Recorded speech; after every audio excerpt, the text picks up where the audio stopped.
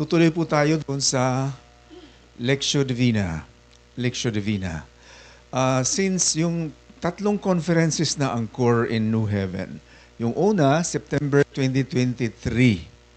Pangalawa, September 2024. Doon lang tayo nag-attend. Ako lang isa mo nagpunta doon.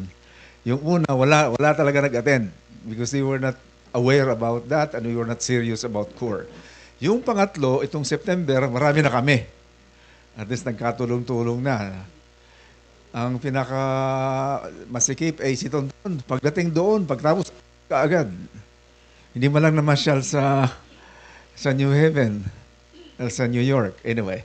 So sa tatlong yun, ang consistent na topic ay Lectio Divina from the very start. Hindi tinantanan. Yung ibang topic ng first, hindi na sinunod ng second, pero yung Lectio Divina, tatlo palagi doon. Ganun ka-importante kasi yung element nga po ng core is prayer, formation, and fraternity. Kaninang umaga, after the morning prayer, I give you a little catechesis about prayer.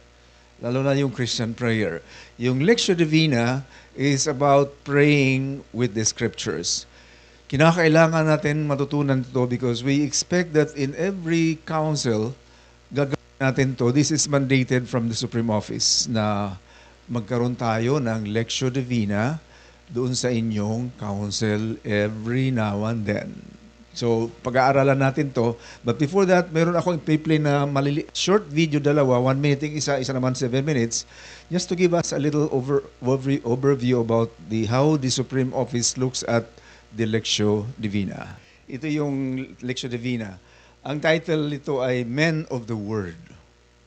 Hindi kasali yung babae. Walang Women of the Word kasi ang men lang talaga ang may word. Pero sa katotohanan lang, pag uwi natin sa bahay, sila naman talaga ang may word. Tayo wala. Speaker of the House. Ito, Bible Study for Men. The whole of this is, buong ito ay a Bible study using the Lectio Divina method. Humiwalay po ako dito. Ang ibibigay ko sa inyo is not much of this because this one contains only 12 topics of the Bible. 12. Kung 12 lamang, so kung every week tayo may Lectio Divina, matatapos siya in 3 months or more, no? So, ang kinopya ko lamang yung method, I will distribute this later. I-distribute ko siya. Tapos I will try to explain in short kung paano gagawin because you have to practice this when you go home. Tapos instead of here, kasi dito, sila mayroon yung mga kasamahan ko, mayroon sila dito eh. Ang ginawa nila sa Supreme, may mga topics sila. Halimbawa, yung unang Lectio Divina nila, ang topic, God the Good News. Pangalawang topic sa Lectio Divina nila, created for good. Pangatlo, good the good man. Pang-apat, fallen through sin. Biblical readings yan. Yung title lang nila ito. Fallen man, incarnate teacher, crucified, savior, the blessed man. Hihiwalay tayo doon. Instead, ang reading natin will be, halimbawa, kung ngayon tayo mag-Lectio Divina, ang gagawin nating reading is the gospel for this tomorrow. Alright? Hindi na tayo susundin to kasi dito, okay naman, pero 12 lang eh. 12 lamang, so mauubos. So this will help you, lalo-lalo na yung mga kaabag, kasi pag-uusapan nyo doon, yung method ng Lectio Divina, yung gospel for the following Sunday. Di ba? Pagdating nyo doon, you talk about that. Sigurado ako, pagdating nyo sa Sunday Mass, talo niyo yung Paris Priest kasi hindi naghanda na kanyang humili. Matatalo nyo na yung Paris Priest. Ano po? So, in the meantime, wala pa ano? In the meantime, i-distribute ko po ito kindly. Paki-distribute lang. Ay, Father, sige. Kindly. Pag-aaralan po natin yan.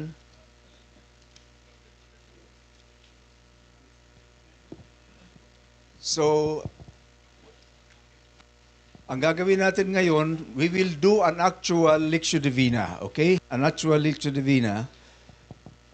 We will follow the structure na nakalagay dyan. Ito yung nandito sa libro. Nire-copy lang namin because we cannot reproduce the book really.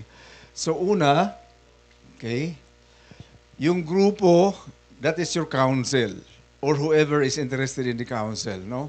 Tapos bago mag-umpisa, you have to have the facilitator and then you assign the readers, mga readers. Thank you. Mga readers. Tapos yan, andito na lahat. The whole of it, leader, tapos yung sagot, lahat is here. Okay, lahat is here. And then, may babasahin. Pagdating mo sa page, una muna yung yung leksyo, reading. Sa page 2, leksyo. So, babasahin nyo na. Suggested dito, it is suggested that you read the Gospel of the coming Sunday. Be sure to read slowly and clearly. After the reading, you say the word of the Lord and you answer, thanks be to God. And then, allow a few minutes, and so on. Susundin natin to the letter talaga, no? Para hindi na magbago yung ating... After the reading, you will be silent for a minute or two, and then susunod na yung meditation. Andito yung explanation ng meditation. Okay? After the meditation, prayer. Oratio. Andyan din. The last step of Lectio Divina is contemplatio. And then oratio. Be attentive to the presence of God and how it transformed the heart. Magsisingit lang po ako. Kasi itong bago kasing ginagawa ang simbahan ngayon, ang tawag nila, which is very close to this, is conversation in the Spirit. Conversation in the Spirit. Ang susunod kasi dito discussion. We are allowed to discuss. Nag-umpisa po ito last October doon sa Vatican nung Synodal Assembly first session kasi dalawang assembly si Pope Francis. The word na ginagamit nila palagi is conversation in the Spirit. What is conversation in the Spirit? Conversation in the Spirit is that you read, you discuss, but you listen. Tulad ng sinabi na nila kanina. It's about trying to listen to the Word of God. It is listening instead of talking. Listening instead of talking. Pangalawa, it is discerning the Holy Spirit instead of promoting your personal opinion. Listening to the discernment, to the promptings, inspiration of the Holy Spirit. Kasi minsan, sarili nating opinion ang lumalabas Hindi na nakikinig kung anong sinasabi ng Espiritu Santo. Instead na Holy Spirit ang lalabas, ang lumalabas sa Nasib Columbus, Holy Pilit. Kaya kagulo-gulo. Hindi ganun, ano? So, try to discern the inspiration of the Holy Spirit and hindi kayo kasi minsan, debate ang nangyayari sa ating discussion nagdedebate tayo. Ayaw makinig, kaya sariling opinion ang pinapalabas. Para ng mga parang nangyayari dyan sa Luneta, nandun ako pag Sunday, nag-jogging ako doon. There's a part na may Japanese garden. Iba-ibang relihiyon. Ang nananalo doon yung pinakamalakas ang boses. Kaya wala, hindi discernment yun. It's not really praying the scriptures. So, natatapos ang Lectio Divina sa oratio. But we are given, according to the Supreme, we are given time to discuss. Yun. Nakikita nyo, page 3. Discussion, pero hindi debates. The discussion is not trying to share your personal opinion. It is trying to how you have received the Spirit na i-share mo lamang. So, hindi debate, hindi batuhan, hindi pataasan ng hindi po yun. Okay? We will try this. Yung video ready na sa Dennis? Okay, i-play ko muna itong short video and then we will break into smaller groups, into 4, and then we will try this. Video muna. And swept away by a sea of secularism, which offers only false ideas of what it means to be a man and what men should aspire to be. It's easy to lose sight of who God has called us to be when we're surrounded by a world that has other priorities. The noise of our culture drowns out the still small voice of God. But God has so much more to offer us than the superficial and ultimately unsatisfying ideas of masculinity the world presents. Christ must be our North Star.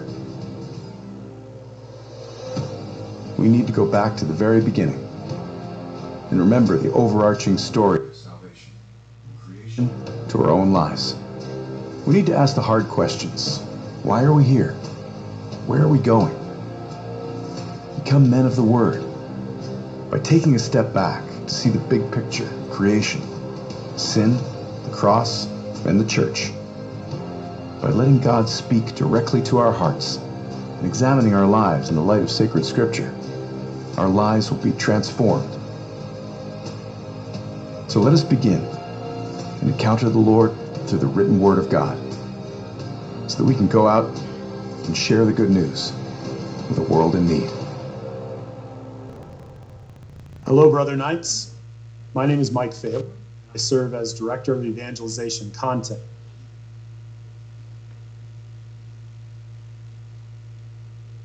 For the Knights of Columbus.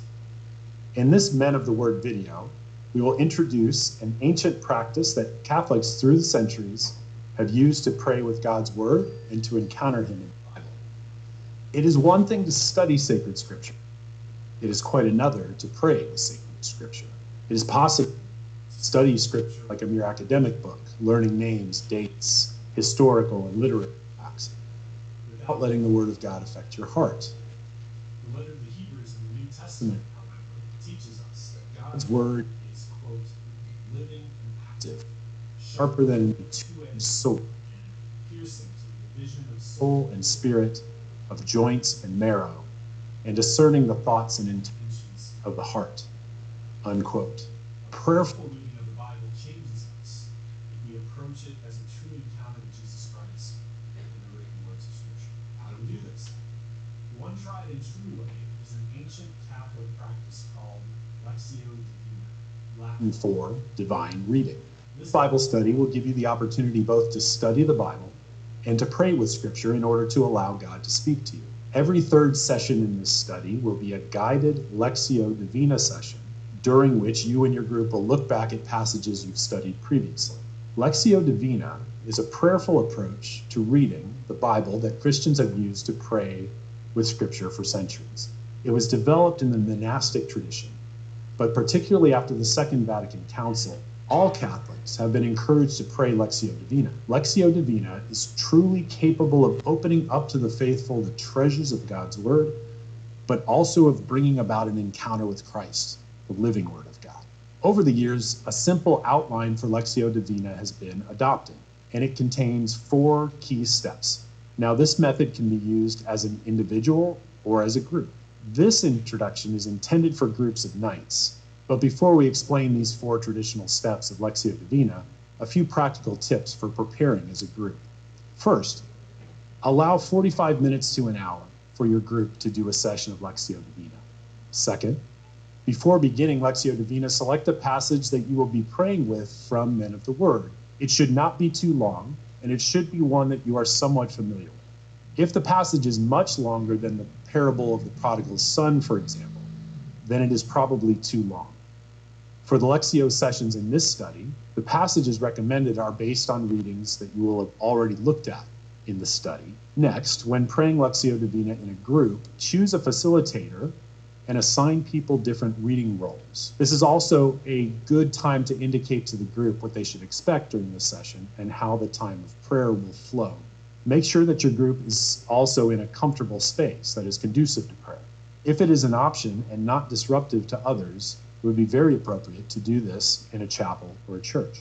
Lastly, once your group is gathered in your selected space, begin by resting silently in the presence of God. Allow for the group to sit in silence for a few minutes. Now I'd like to walk you through the 4 traditional steps of Lectio Divina. Step 1, Lectio, or reading. Begin Lectio Divina with a slow but natural reading of the passage of Scripture. While the passage is being read, each person should be listening attentively and asking themselves a first question. What does this Bible text say in itself? After a few moments of silence, the passage should be read a second time. and can even be read a third time if helpful. Step 2, meditatio, or meditation. During a period of silence, following the reading of Scripture, begin to ask yourself, what does this biblical text say to me? Is there a word or a sentence or an image that sticks out to you? Is God trying to say something directly to you as you hear his word?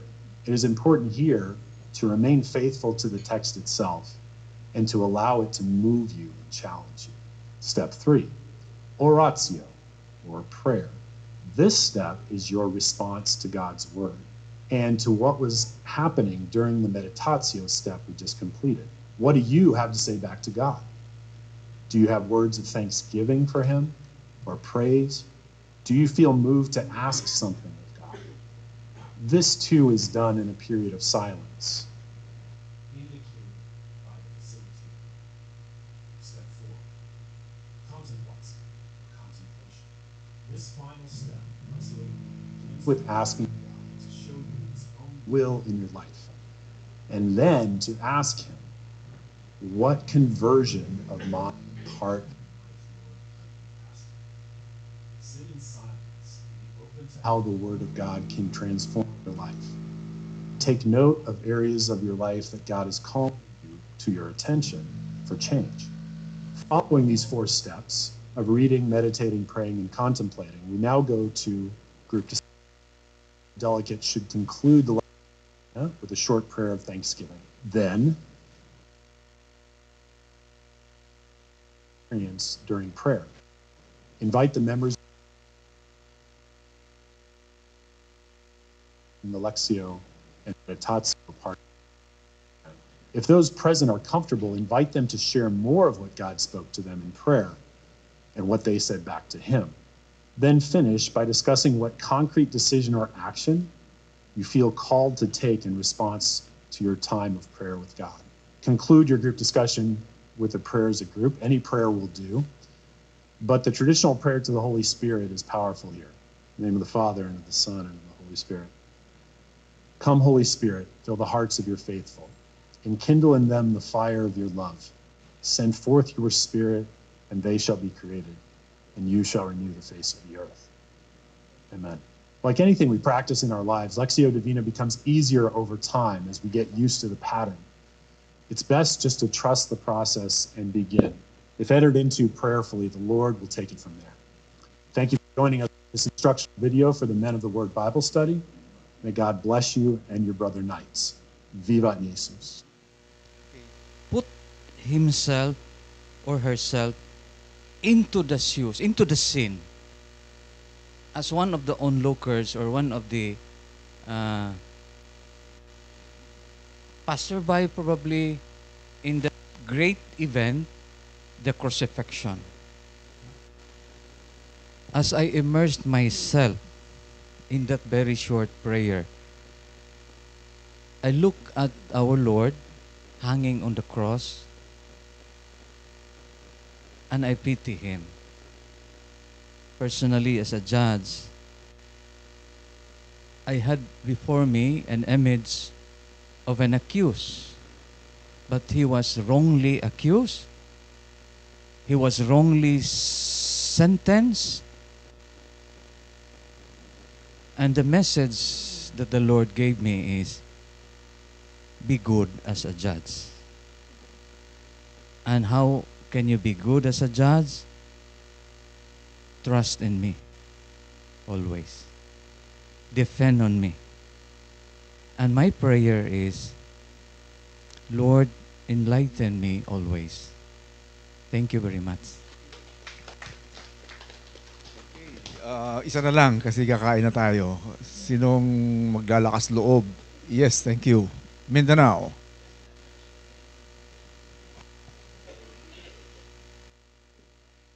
Good morning po sa lahat. Actually, masarap i-explain in Bisaya. But I will sa Tagalog sa paningkamutan. Sikapan ko na mailog ko yung explanation. Okay, I'm very touched sa gospel because ako po yung nagbabasa. Pangalawang beses ko po yun binasa for our team. Then, yung sharing namin sa gospel po lahat, puro tested. Kaya, touch talaga ako sa kanila. And also the gospel because it's remind us kung ano ang pagkahari ni Kristo. Hindi po siya hari na siniserve. Hindi po siya hari na nagkukumand. Hindi po siya hari na rulers. But He in humbleness. Pagpaubos. Sa Tagalog, unsay pagpaubos? Mapagkumbaba. Sorry kayo. But, last word, I'm very touched when he say, Amen, I say to you, today you will be with me in paradise. Una, may chance, may kasiguraduhan. Di ba? Sabi niya, Amen, say to you.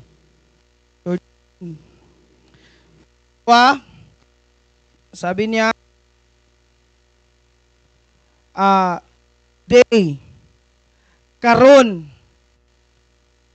dili ugma, dili unya, hindi bukas, hindi mamaya, kundi ngayon, karon. Ikatulo, 3. Kuyog nako, uban nako, sama ka sa akin. And the last one that I touch, tayong lahat po ay gustong pumunta ng paraiso. Amen? Sinong gustong mauna? Tayo ng paraiso together with Jesus. Amen.